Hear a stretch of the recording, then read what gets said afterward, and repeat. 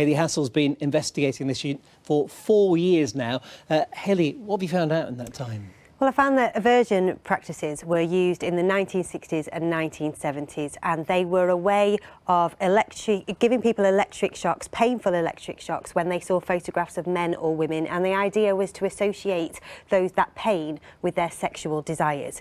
I've been meeting survivors who told me what it was like for them and how it's affected their lives, but I've also been trawling through old medical records to try and find the full extent of how this happened. And I've uncovered that it happened in at least 10 NHS hospitals around the country to over 250 people in NHS hospitals. Now, most of this happened between 1963 and 1973, and mostly when homosexuality was partly decriminalised, but it happened to gay, trans and lesbian people, but also to children as well.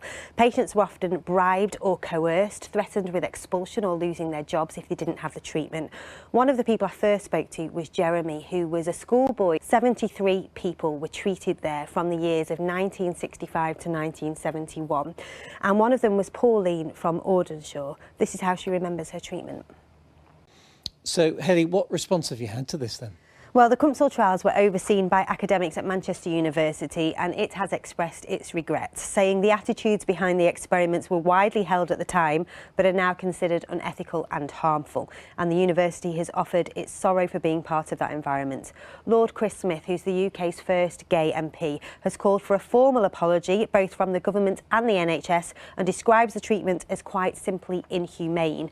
In response to our findings, the Equalities Minister, Olivia Bailey, has condemned the practice as utterly appalling and pledged a full ban on conversion practices. But campaigners warn legislation hasn't passed yet. And as a result of our investigation, the BBC understands the government will now investigate the historic use of electric aversion therapy in the NHS. OK, Hayley, thank you very much indeed.